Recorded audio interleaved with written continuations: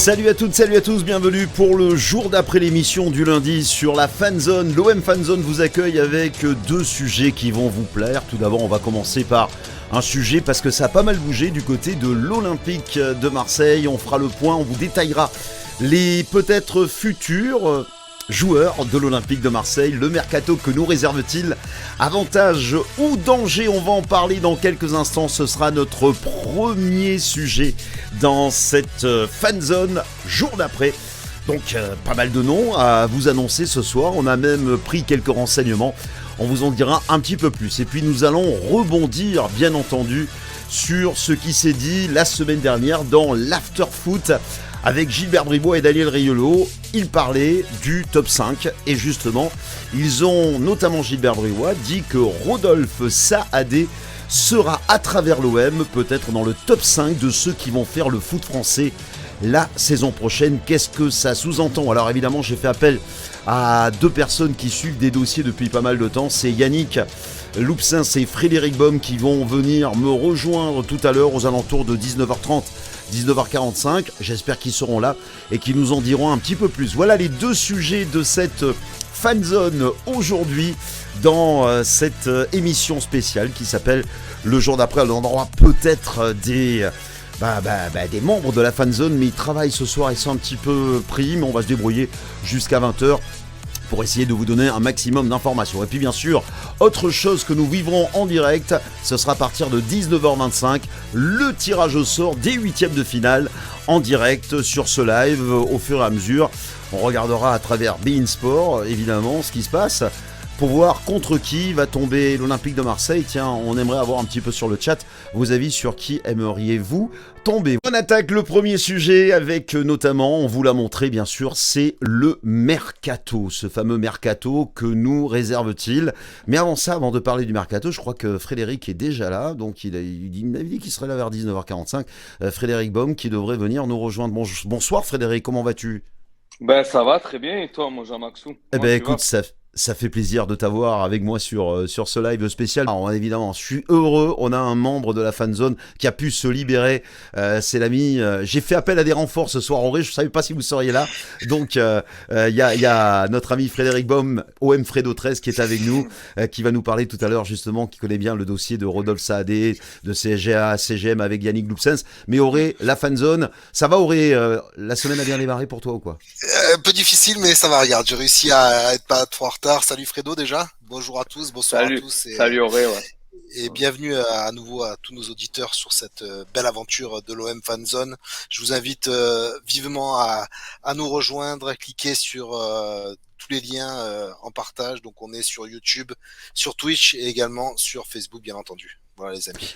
Ouais. Les amis, avant de vous laisser la parole et d'avoir vos avis, de regarder un petit peu ce qui se passe sur le chat, on va faire un petit peu le point grâce au travail exceptionnel. On va le saluer, notre ami Nabil qui a fait un travail remarquable. Il m'a donné pas mal d'infos justement concernant le mercato. Alors si vous voulez, on va commencer. Quand je parlais de danger, on va ouvrir le premier sujet, c'est celui-là. Bien sûr, Matteo Guendouzi et Aston Villa, toujours rien sur ce mercato d'hiver. Le milieu de terrain de l'Olympique de Marseille, Matteo Guendouzi, 23 ans, 17 matchs et un but en Ligue 1 cette saison. Sa situation, on le sait que Matteo Guendouzi a eu des approches. Il y a une offre d'Aston Villa qui s'est précipitée, mais pour l'instant, j'ai encore d'autres infos. Par exemple, il se retrouve présenté dans le viseur d'Aston Villa. Ce dimanche, l'insider Nicolas Tchira a annoncé que l'international français considéré comme la priorité de l'entraîneur Unai Emery et que ça se rapprocherait de la formation de la Première Ligue. Une rumeur démentie dans la foulée par un journaliste qu'on connaît bien, Momo Bouafsi, particulièrement bien informé sur l'Olympique de Marseille. Et il a dit qu'il n'existerait toujours pas la moindre discussion entre les deux équipes et un départ de Matteo Guendouzi qui ne serait actuellement pas d'actualité. Une bonne nouvelle en perspective pour la compétitivité de l'actuel 3e de Ligue 1, c'est-à-dire l'Olympique de Marseille. Matteo Guendouzi, j'ai envie de commencer par vous. On va commencer d'abord par ce dossier. C'est quand même un élément important. Ce serait, même si on sait que Pablo Longoria et Javier Rivalta seraient en passe de trouver son remplaçant, c'est vraiment quelqu'un qui doit du moins rester jusqu'à la fin de cette saison. On va commencer par Auré. Bah écoute, oui, bien évidemment que sportivement aujourd'hui perdre Matteo Guendouzi pour la deuxième partie de saison serait vraiment problématique pour l'Olympique de Marseille, surtout dans l'état de forme où on se trouve actuellement. Bien évidemment, il est très très important dans le collectif d'Igor Tudor. Après, Matteo a toujours été quelqu'un de plutôt franc et honnête. Hein. Quand il parle dans la presse, que ce soit au niveau de la presse ou au niveau journalisme, même à la télévision, il est quand même, on va dire, il a pas sa langue dans sa poche. Il dit les choses. Et effectivement, il nous a quand même dit qu'il voulait rester. Il a quand même exprimé. Alors après, on sait que ça dépend pas que de lui. Bien évidemment, je pense qu'il y a des enjeux financiers derrière. Il y a aussi le fait qu'on sait que l'Olympique de Marseille cherche des liquidités. Tout ça rentre en ligne de compte. Et effectivement, le joueur n'a pas forcément envie de partir, il l'a exprimé. Je pense que la jurisprudence voudrait qu'il finisse la saison avec nous. Et bien évidemment que pour l'année prochaine, si un gros chèque d'un club anglais, dont on sait que les moyens sont très importants, arrivait sur la table de l'Olympique de Marseille, bien évidemment que je pense que Matteo irait vers d'autres cieux. Mais je pense que, pour moi, je pense qu'il va quand même finir la saison avec l'Olympique de Marseille. Sauf, comme on le disait, offre mirobolante, quoi. Voilà, il n'y a que ça qui pourrait faire que Matteo nous quitte cet hiver, quoi. Fredo, je t'appelle Fredo, mais OM Fredo Oui. 13, voilà, c'est par rapport à tes initiales. Oui, Frédéric, oui. voilà, Frédéric, toi, ton avis sur Matteo Guendouzi, d'après toi, même s'il y a forcément une très grosse offre, alors, une grosse offre, ce sera bien évidemment aux alentours on va dire, 50, même 45 millions d'euros, ça pourrait partir. Est-ce que tu penses qu'il y a un risque que Aston Villa, entre autres, puisque Unai Emery l'aurait dans le viseur, si ça se présente sur la table de Pablo Longoria, est-ce que tu penses que ouais, il risquerait de partir? Oui, je pense que à ce niveau-là, cette offre-là, je pense que oui, il est possible qu'ils partent. Mais après, je suis d'accord avec Auré. Je pense que ça serait bien qu'ils partent plutôt l'été prochain. Moi, pour la compétitivité, on a un enjeu, c'est la Ligue des Champions à la fin de saison. Donc, j'espère que vraiment il va rester. Et puis, on verra bien ce qui va se passer. Mais il est certain que si demain sur la table Aston Villa met 45 ou 50 millions, ça va faire réfléchir Pablo Longoria. Et pour une style d'enveloppe, ouais, je pense que ouais, ça pourrait le faire réfléchir. Mais j'aimerais bien quand même qu'on le garde jusqu'à la fin de saison, moi. Minimum, déjà. J'ai envie de te poser une question, Frédéric. Matteo Guendouzi, ce serait quand même si l'offre est belle, une perte dans le cœur du jeu de l'OM parce qu'il a cette grinta, il a cette fougue, Eh il oui, a oui, oui. marqué contre Rennes, il est présent dans les matchs importants. Ce serait quand même une perte au niveau sportif pur. Je vais pas dire que ça fera un trou au milieu de terrain parce qu'on sait qu'Igor Tudor sait mobiliser ses joueurs, mais c'est quand même un élément qu'on a vraiment envie de garder, quoi. Et on va revenir maintenant un petit peu sur tiens, Arkadiusz Milik. Alors justement, Milik, ce qui se passe à la Juventus de Turin, 15 points de retrait. Ils ont vraiment du mal à participer, notamment à la Ligue des Champions. C'est même pratiquement sûr la saison prochaine. Il appartient toujours à l'Olympique de Marseille. Bonne ou mauvaise idée de récupérer Arkadiusz Milik? Pour moi, vous le savez, c'est oui direct. À vous, messieurs. Ouais, je pense que c'est clairement comment dire, ça serait du pain béni. Alors effectivement, il faudrait savoir dans quel état le joueur aussi. Est-ce que le joueur serait pour revenir? De toute façon, là, on est dans un cas particulier. La Juve est coutumier du fait, pardonnez-moi l'expression, mais c'est pas la première fois qu'ils subissent ce genre de choses. Donc, on se rappelle qu'il y avait une rétrogradation, pardon, en Série B il y a quelques années. La Juve, c'est les scandales. On sait que ça a déjà arrivé. Ils sont dans une situation compliquée, à tel point, comme tu l'as dit, qu'ils peuvent même pas lever une option d'achat qui était quand même, à mon sens, très très faible. Alors, on sait que c'est des arrangements entre amis. Hein. On sait que Pablo est très proche de la Juventus. Il a des intérêts communs. Mais toujours est-il qu'effectivement, il paraîtrait que la Juve ne puisse pas lever ses 8 millions d'euros pour garder Arkadiusz Milik. Et en plus de ça, le joueur ne voudrait pas forcément rester. Donc effectivement, comme tu le dis Jean-Max, on devrait récupérer ce joueur. Moi, je dis 100% oui parce qu'on connaît la qualité du joueur. Après, on peut toujours s'interroger sur effectivement sa position préférentielle dans cet effectif. Qu'est-ce que Igor Tudor pourrait envisager de faire avec Arkadiusz Milik, dont on sait que ça a été un peu compliqué sous Sampaoli? Est-ce Ah. que voilà, c'est un questionnement plus que des réponses parce que la qualité du joueur on la connaît, la qualité est liée. Très bien, voilà donc pour la page Milik, on va passer à un autre joueur. Et bien on accueille justement Greg, qui a pas l'air d'avoir très très chaud. Bonsoir Greg, effectivement, je sais pas. Peut-être que on t'a mis en terre Adélie. Est-ce que tu es en terre Adélie? Tu es au pôle Nord? Tu as quelque chose? Comme ça s'appelle le jour d'après l'émission. Hein. C'est un petit peu référence au film. Bon, j'espère qu'il n'arrivera pas à l'émission, ce qui est arrivé au film. En tout cas, Greg, comment vas-tu tout d'abord? Bonne année, meilleurs vœux à tous les deux, puisque on s'était pas revus depuis. Alors que un petit peu ce qu'on a dit depuis le début, Guendouzi qui risquerait de partir, avec également Milik, on vient d'en parler à l'instant, qui pourrait revenir avec les déboires de la Juventus de Turin. Toi, ton idée, donne-nous le fond de ta pensée. Bah déjà, tous mes voeux, Max, ainsi que toi, Auré. J'ai jamais eu l'occasion de discuter avec toi. Merci, Bah, Greg. ravi de pouvoir discuter 5 minutes avec vous aussi. C'est sympa, ça me fait plaisir de vous suivre aussi. On sait tous les liens que l'on a ensemble. En tout cas, voilà. Pour ma part, Guendouzi, pour moi, il partira pas, en tout cas pas tout de suite. Ça fait pas du tout partie des idées. Je pense que le recrutement qui est en train de se faire actuellement, que ce soit même s'il y a une grosse offre, d'après toi, Greg, même s'il y a une offre très très grosse qui tombe sur la table de Pablo Longoria. Ouais, non, je pense qu'il a absolument pas envie. Alors bizarrement, pourquoi on ne sait pas. On ne sait pas pourquoi il n'a pas envie de partir. Bref, il n'a pas envie et le club n'a pas spécialement envie non plus. Concernant Milik maintenant, alors Milik, moi je suis pas du tout pour. Alors c'est pas du tout pour contrer ce que vous avez dit. Hein, c'est un excellent joueur. Je t'en prie. J'aime le joueur. J'aime le joueur en plus. Il est vraiment adorable ce type. Mais voilà, on sait que les retours ne sont jamais bénéfiques. Et je trouve que dans le schéma actuel, et pourtant Dieu sait que je suis pas un fervent supporter de Tudor, mais il a su nous montrer quelque chose, quoi. Et aujourd'hui, son état d'esprit fait que on a une équipe qui attaque et qui défend toujours ensemble. Or, Milik, c'est pas un joueur pour ça. C'est un joueur sur lequel on peut s'appuyer, c'est un joueur sur lequel on peut centrer, mais hormis ça, on n'a pas d'autre alternative avec Milik. Je suis pas certain que ce soit la superbe option. A contrario, je reste persuadé que Sanchez ne joue toujours pas à sa place, et on est totalement d'accord là-dessus. Pour moi, Sanchez, il doit reculer d'un cran. Alors évidemment, c'est tombé hier. Alors on va en parler dans quelques instants, mais juste comme ça une petite information.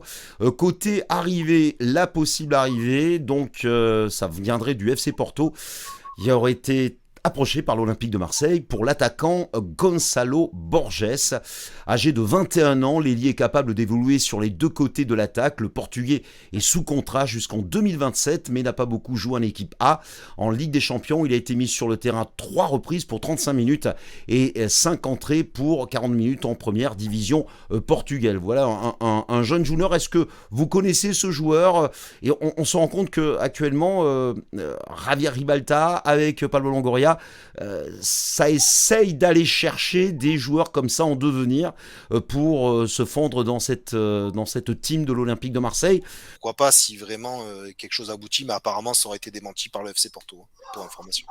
Très bien, voilà, donc c'était juste pour avoir votre avis sur ce joueur que visiblement, bien sûr, ça ce sont les pistes bien sûr et le travail, ce qu'on appelle du scouting que pratique Javier Ribalta. Alors ça c'est tombé évidemment, ça c'est beaucoup plus fiable et beaucoup plus sûr. Le tirage au sort de la Coupe de France démarre. Alors on a Lyon qui vient d'être tiré au sort. Contre qui les Lyonnais vont-ils tomber? On vous le fait vivre évidemment en direct. J'essaye, dès que j'ai le tableau, puisque le tirage au sort de cette Coupe de France vient d'être tiré, je vais essayer d'agrémenter, d'alimenter, parce que si je commence un sujet et que le deuxième, voilà, attention, qui va tomber contre Lyon? Bon, je sais que peut-être l'Olympique de Marseille, mais ce serait un déplacement. Ce serait un déplacement et Lyon tombe contre Lille. Voilà, donc première affiche de cette. Oui, ce sera une affiche donc de Ligue 1 contre Ligue 1, surtout que Lille est une équipe qui produit quand même un jeu assez plaisant, contrairement aux Lyonnais qui se cherchent, c'est le moins qu'on puisse dire, un petit peu. Voilà, Lyon-Lille pour les premiers qualifiés. On vous fait vivre ça. Là, on va parler bien sûr du deuxième sujet. C'est Ivan Illich qui devrait prochainement s'engager avec l'Olympique de Marseille afin de renforcer l'entrejeu. Ivan Illich pourrait arriver à l'OM en fin de saison en provenance de l'Hellas Vérone. D'après les informations de l'équipe, l'équipe, la direction marseillaise et le Serbe aurait déjà trouvé un accord. Les discussions entre les deux clubs sont à l'heure actuelle en cours. Attention, le TFC qui vient d'être tiré au sort, je vous dis au fur et à mesure qui va rencontrer le TFC. Peut-être l'OM, on va voir. Alors, un petit paysage, un petit portrait de Ivan Ilić. Efficace dans la conservation, Ivan Ilić est un milieu axial gaucher. Le joueur de 21 ans est en gros travailleur très efficace. Ce sera le Stade de Reims pour le TFC. Voilà, à fur et à mesure, j'essaye de jongler sur les deux. Donc je répète, c'est un milieu axial gaucher. Le joueur de 21 ans est en gros travailleur très efficace dans la conservation de balles, surtout dans les petits espaces, bien qu'il ait un gabarit d'1m85. Le milieu de terrain est un adepte des dribbles courts, feintes de passe et de corps. Pour ce qui est de sa qualité de distribution, il est efficace dans l'orientation du jeu en une ou plusieurs touches. Il possède une bonne vista, il maîtrise les ouvertures pour casser les lignes ou allonger le jeu. Le joueur d'Hellas Vérone possède également une grosse frappe. Actuellement, il comptabilise, une passe décisive en 13 matchs, toutes compétitions confondues depuis le début de la saison. C'est un ancien d'Igor Tudor. Ilić a déjà joué sous les ordres d'Igor Tudor, donc un profil qui peut être intéressant. Et Grenoble Foot 38, voilà, qui vient d'être tiré, qui va recevoir au fur et à mesure, on vous donne bien sûr les infos sur le tirage au sort de la Coupe de France. Messieurs, allez-y sur Ilić. Voilà, c'est un profil qui est assez intéressant, qui serait visiblement un joueur assez jeune, 21 ans, qui a déjà évolué avec Igor Tudor. Il jouerait donc dans le milieu de terrain. Grenoble prendra Vierzon, voilà pour l'autre affiche. Alors messieurs, allez-y sur Ilić, je vous écoute. Auré, Greg, Greg, commence. Vas-y. Est-ce que tu connais le joueur ? Ouais, je le suis un petit peu maintenant, bien sûr, parce que c'est pas un joueur sur lequel je tablais tout le temps. Mais bien entendu que depuis quelques temps, je le suis. Alors, il est suivi par beaucoup de monde, hein, il est suivi quand même par le PSG. Donc, c'est pas un profil anodin. Ouais. Moi, ce qui m'intéresse encore plus chez ce joueur, c'est que ça a l'air d'avoir la grinta. C'est qu'effectivement, techniquement, ça se projette aussi assez rapidement. Et c'est jeune, c'est super jeune. Donc, je pense qu'on est en train de préparer un avenir avec des mecs qui ont quand même l'expérience de l'Italie, qui n'est pas un petit championnat, et qui sont logiquement prêts physiquement, parce qu'on sait que là-bas, ça travaille vraiment dur physiquement. Donc non, je suis assez intéressé et assez ravi de ce profil qui arrive et qui est en train de se dessiner à Marseille, quoi. Auré, Fred, Ouais. vos avis ? Ce qui est sûr, c'est qu'en tout cas, Alors, attends, excuse-moi, Auré, Auxerre Vas-y, contre Rodez, voilà, pour le tirage au sort. Hein, on continue, excuse-moi, vas-y, on repart sur Ilić. je t'en prie, priorité au tirage, je t'en Au prie. direct, ouais, absolument. C'est ça. Non, effectivement, alors ce qui est sûr, c'est ce que j'ai vu un petit peu dans la presse, c'est le montant du transfert qui paraît quand même très élevé. Hein. Je crois qu'on parle de 15 millions d'euros plus 3 de bonus pour ce joueur. Donc c'est quand même assez cher, hein, pour les finances de l'Olympique de Marseille, c'est pas rien. Tu l'as dit, c'est un joueur qui a évolué sous Igor Tudor, donc je pense que le technicien le connaît parfaitement. Donc il doit savoir le potentiel également de ce joueur. C'est une piste, encore une fois, qui est validée par Ribalta et Longoria. Donc si les trois ont réussi à s'accorder, c'est comme disait Greg, je pense que beaucoup de clubs doivent être dessus. Je pense que le montant est assez élevé, c'est qu'il doit y avoir une grosse marge de progression. Ils ont détecté quelque chose d'intéressant. Donc c'est un jeune joueur. On en a besoin. Dieu sait qu'on a besoin de jeunes joueurs, parce qu'on a vu que malheureusement pour nous, notre centre de formation, c'est pas le meilleur d'Europe, ça c'est le moins qu'on puisse dire malheureusement. On a du mal à sortir des jeunes pétris de talent. Donc Lorient, excuse-moi, Lorient Racing Club de Lens pour l'autre affiche de ces huitièmes de finale. Excuse-moi, Auré. Non, je t'en prie, encore une affiche de Ligue 1, encore une Ligue 1. Absolument. Donc voilà, donc oui, écoute, moi j'ai envie de leur faire confiance, hein, tout simplement. Je pense que, comme disait Greg, je pense que s'il y a du monde sur le joueur, en tout cas, c'est que c'est bon signe. Si des gros clubs essaient de ramener ce joueur, c'est qu'il y a quelque chose. Donc on va faire confiance à nos dirigeants là-dessus. Voilà, Fred, ton avis sur ce joueur, sur Ilić? Fred nous a quitté, Jean-Max. Hein, Fred nous a quitté. Bon, ouais, voilà. Il a dû avoir un problème de connexion. Ou un petit problème de connexion. Il va revenir puisqu'on va attaquer dans quelques instants le deuxième sujet. Mais on vit en direct le tirage au sort. Est-ce qu'on peut parler un petit peu de. Tu as vu la rumeur Mofi Je sais pas si tu voulais en parler, Jean-Max. On va en parler justement, ça fait partie des prochains sujets, mais j'attends on risque de déborder ce soir dans cette émission, puisque nous avons actuellement, je vous fais vivre le tirage au sort de cette Coupe de France, évidemment, avec les affiches. Donc, on aura, pour l'instant, vous l'avez entendu, Lorient qui sera opposé au Racing Club de Lens. Voilà, attention, le tirage qui évidemment continue, on va continuer, vous l'aurez compris bien sûr, ce mercato dans quelques instants, mais on met place au tirage au sort de cette Coupe de France que j'essaye de suivre en même temps de gérer le direct, messieurs. Pour l'instant, l'Olympique de Marseille n'a pas été tiré au sort. Voilà, donc j'ai les panneaux. Et on attend Paris FC, Annecy, voilà, donc on le rappelle, Toulouse, Reims, Vierzon, Grenoble, Auxerre, Rodez, Lorient, Lens, Paris FC, Annecy et Lyon, Lille. La suite, j'ai bien peur qu'on va tous se tomber sur un PSG OM ou un OM PSG. Ça m'a l'air d'être bien parti. Il reste encore 4 équipes pour ce tirage au sort. Voilà, donc. Je connais pas encore les équipes qui restent, mais ça risque d'être chaud. Allez, on le vit en direct, ce 8e de finale. C'est qui vient d'être tiré au sort? Attention, le petit papier. Angers, le SCO d'Angers. Allez, le SCO d'Angers. Alors là, s'il n'y a pas le PSG ou l'OM qui tombe, ce sera un OM PSG pour les 8e de finale. Attention, ça va tourner. Ou alors, mais ça m'étonnerait que le PSG ne se qualifie pas ce soir devant l'équipe de R1. Et là, ce sera, attention, le FC Nantes. Eh ben, on va se taper un classico en 8e de finale, les amis. Et oui, ça va être. Alors, qui va recevoir? On ne sait pas encore. Mais en tous les cas, voilà. Donc, il reste plus que 2 clubs. Est-ce que c'est le PSG qui va recevoir? Est-ce que l'Olympique de Marseille va recevoir? Oh, ce serait fabuleux que ce soit au Vélodrome, mais je sais pas pourquoi, mon petit doigt me dit que j'ai bien peur que ce soit au Parc des Princes. Non, on va les payer au Vel. Allez, attention, qui est tiré au sort en premier? Est-ce qu'on va aller au Parc des Princes ou est-ce qu'on va recevoir le PSG? Eh bien non, on recevra le PSG au Stade Vélodrome. Voilà, c'est donc c'est la seule bonne nouvelle. Je le répète, ouais. Si évidemment le PSG se fait pas sortir ce soir par l'équipe de R1, il y a de très très grandes chances que le PSG se qualifie ce soir, qui sera au Stade Vélodrome. Donc on aura 2 classiques au Vélodrome. Voilà, et alors ce sera ou Pays de Cassel ou le PSG. Voilà, vous avez vécu en direct le tirage au sort de la Coupe de France dans ce jour d'après.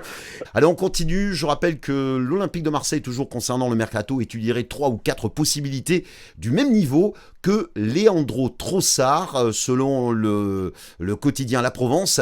Une idée de la recrue potentielle susceptible de rejoindre l'OM.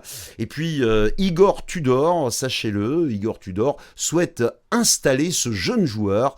Je vous le mets en photo, François Régis Mug au poste de piston droit. Ses performances récentes avec la Nationale 3 de l'OM pourraient permettre aux Camerounais de taper à la porte des pros plus rapidement que prévu. C'est bien aussi, les amis, que Igor Tudor regarde et tape un petit peu dans ces jeunes de National 3 qui évoluent à l'OM, qui sont en train de se faire les dents et de les faire monter progressivement, bien sûr, avec les pros. Votre avis sur ce jeune joueur camerounais et sur l'idée qu'a Igor Tudor? Allez-y. Ça prouve déjà son professionnalisme, parce qu'on sait très bien que des fois, on a eu des coachs, nous, à l'Olympique de Marseille, qui regardaient pas forcément l'équipe B, entre guillemets, et les jeunes. Ils regardaient même pas et ils s'en préoccupaient pas. Là, on voit que Igor Tudor a ciblé le potentiel de ce jeune joueur. Donc, ça prouve simplement qu'il est professionnel et qu'il est investi dans le club. Donc, c'est plutôt rassurant. Et c'est très bien pour ce jeune joueur qui peut avoir des minutes pour s'aguerrir, pour prendre un petit peu d'expérience. Je pense que l'objectif, évidemment, il est là pour lui. Donc, je trouve que c'est très bien. Et puis, ça donne une bonne image du club également. C'est-à-dire que les jeunes, ils se disent, eh ben, tiens, regarde, j'ai eu ma chance avec Igor Tudor. Il m'a donné quelques minutes. Un autre pourrait se dire la même chose, et c'est de bon augure, c'est très bien pensé, et c'est très intelligent, je trouve, de faire ça. On termine avec, je disais, le meilleur pour la fin, c'est ça. Et aujourd'hui, ça a bougé, vous allez le reconnaître. Intéressé par Terem Moffi, l'OM serait prêt à inclure Bamba Dieng dans le deal. À l'heure actuelle, Loïc Ferry ne souhaiterait rien d'autre qu'une offre ferme de 25 millions d'euros. Mais Bamba Dieng serait déjà d'accord avec Lorient pour un transfert dès cet hiver. Et l'équipe a démenti les 25 millions d'euros, ça serait plus autour des 18. Voilà, donc Terem Moffi, cette saison, c'est 12 buts. C'est un joueur qui nous a marqué d'ailleurs un beau but en championnat, puisqu'il avait ouvert la marque. On sait qu'il est véloce, qu'il est puissant, qu'il est rapide. Est-ce que si l'OM débourse 18 millions d'euros sur ce type de joueur, c'est trop cher, ça vous plaît, ça vous va, mais au vu des performances, en sachant qu'il joue à Lorient, qu'à Lorient la pression n'est pas la même qu'à Marseille, Terem Moffi, on est tous d'accord, 18 millions d'euros, faut foncer, on met... Vous n'allez pas le regretter, Bamba Dieng, non Si c'est pour le remplacer par Moffi, personnellement, je ne le regretterai pas sans problème. Si c'est pour le remplacer pour un joueur équivalent, je le regretterai bien évidemment. Mais pour Terem Moffi, non, effectivement, il y a quand même, il me semble, une petite classe d'écart entre les deux. Pour l'instant, hein, bien évidemment, on ne sait pas ce que peut devenir Dieng dans l'avenir. Mais au jour d'aujourd'hui, Moffi paraît beaucoup plus armé et apporte beaucoup plus de garanties que Bamba Dieng quand même. Il faut être honnête. C'est clair. Allez, très bien, messieurs, on attaque le deuxième sujet. Il va apparaître dans quelques secondes.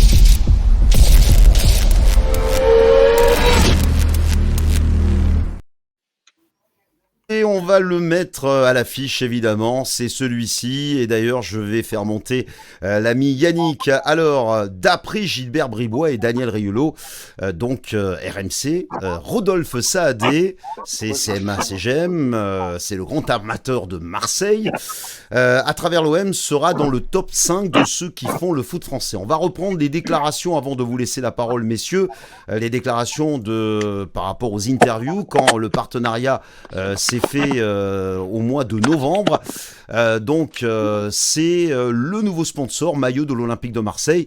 Ce sera pas son nouveau propriétaire, ça c'était en novembre. Rodolphe Saadé, PDG de CMA-CGM, puissant groupe de transport maritime implanté à Marseille, a de nouveau balayé l'idée de racheter le club. Son entreprise, créée par son père en 1978, est un acteur économique incontournable dans la cité phocéenne, puisqu'il en est le premier employeur privé. Malgré les résultats économiques très confortables du groupe, qui fait autant de profits que Total, si ce n'est plus, ou LVMH sur l'année passée.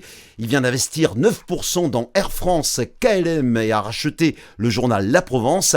S'offrir l'OM n'entre toujours pas dans ses intentions. Un partenariat stratégique qu'on met en place, et je pense que ça suffit. Ça, ce sont des déclarations qu'il disait au mois de novembre. Non, a fermement répondu Saadé. C'était donc, je vous le disais, en novembre, sur la radio France Inter.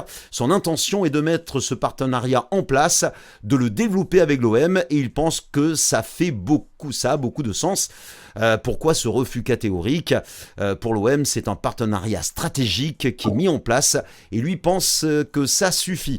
Alors ça, c'était, je le disais, au mois de novembre. Et avant de vous laisser la parole, tout d'abord, je vais dire bonsoir à Yannick. Bonsoir Yannick.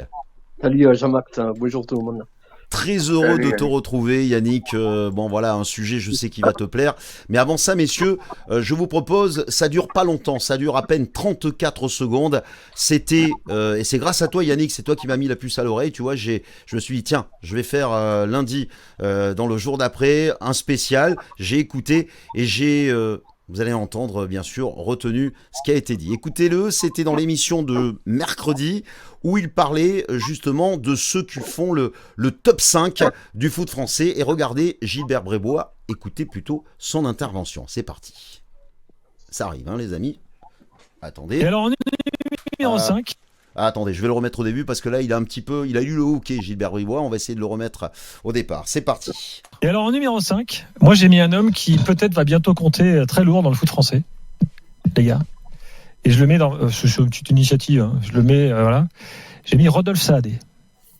Pourquoi ? Parce que je sens que cet homme-là va monter en puissance à Marseille et que le fantasme commence à prendre. Peut-être il qu'il va encore. Oui, mais bon. J'aurais été le premier à le mettre. Quand l'année prochaine, il sera 2. Vous pourrez dire, tiens, ça nous rappelle des souvenirs. On verra ça. Voilà. Rodolphe, si tu veux t'intéresser à l'OM, c'est le moment. Bon, on en a parlé déjà. Hein. Bien sûr. On a été évoqué dans l'after.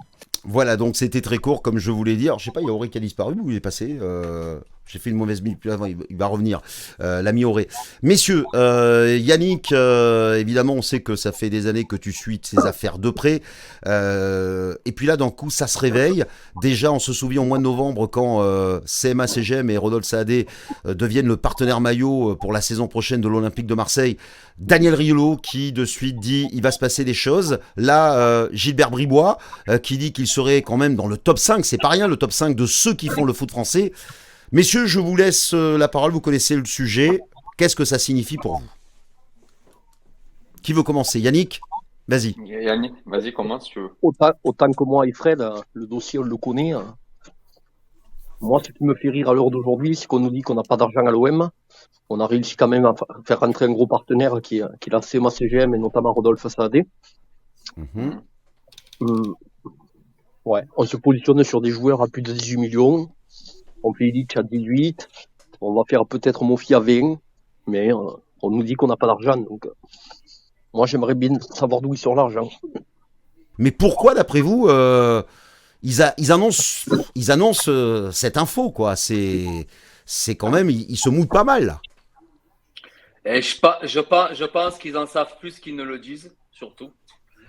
Et je pense que moi je parle en termes de logique, hein, c'est pas pour parler encore, on va pas parler de la vente parce que moi je suis persuadé, j'en suis convaincu et tout, mais ce que je veux dire par là, c'est quel partenaire principal comme la CMA CGM qui pèse plusieurs dizaines, voire centaines de milliards d'euros de chiffre d'affaires. Exactement, 36 milliards de chiffre d'affaires. Voilà, 36 milliards de chiffre d'affaires avec un Rodolphe Saadé qui est patron et qui a une fortune estimée à je sais pas combien de milliards. Déjà, où ça s'est vu qu'un partenaire... 56 milliards. Ouais, 56 milliards. Où ça s'est vu qu'un partenaire principal est 50 fois plus riche qu'un propriétaire de club. Déjà, qu'est-ce qu'il viendrait foutre à l'Olympique de Marseille?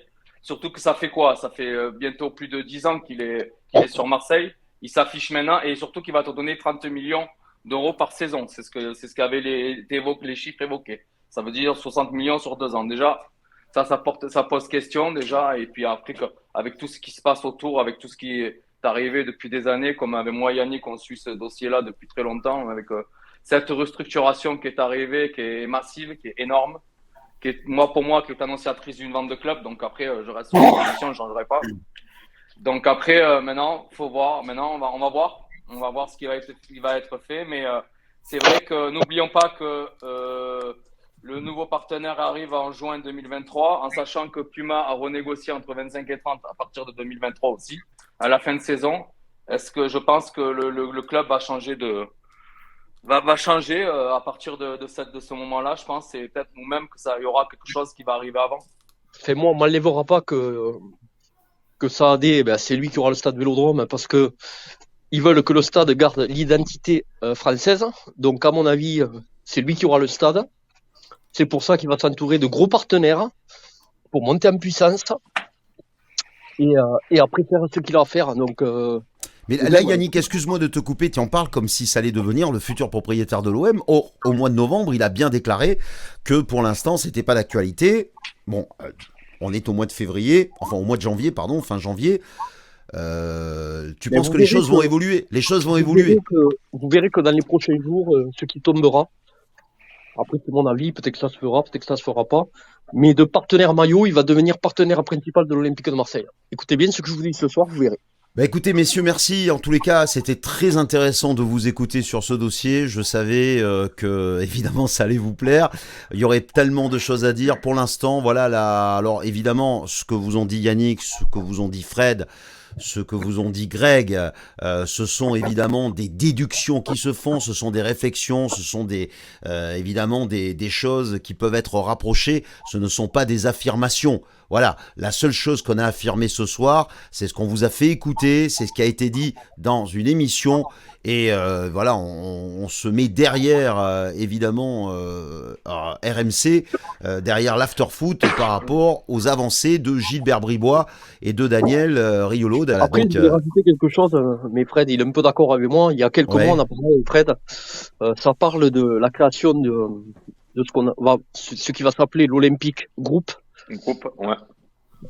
Je vous explique en 2 mots. En fait, ils veulent bâtir les futurs investisseurs, mais bizarrement, ça parle de Marseille encore une fois.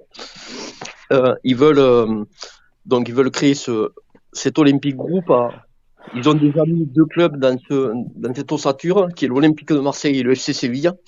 Ils veulent récupérer pour faire tourner dans ces clubs, aller chercher un peu, on va dire, les meilleurs joueurs qui ont un fort potentiel. Ils veulent aller chercher le directeur sportif de Séville qui s'appelle Monchi. Donc pour moi, personnellement, mon avis perso, même si c'est pas la fête à Longoria ce soir, pour moi, Longoria est un manipulateur. Il nous ment depuis le début, il cache bien son jeu. Mais moi, si vous me dites Longoria part, Monchi arrive, je prends Monchi sans hésiter.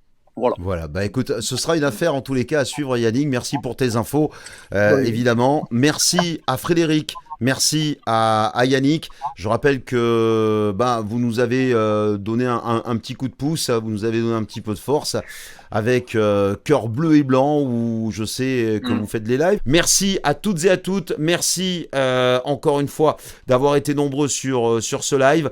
Merci à l'équipe qui est venu ce soir, à Frédéric, donc à Greg et à Yannick, et à mon ami Auré. Toute l'équipe de la Fanzone vous souhaite une excellente soirée, et n'oubliez pas, allez l'OM partout et toujours.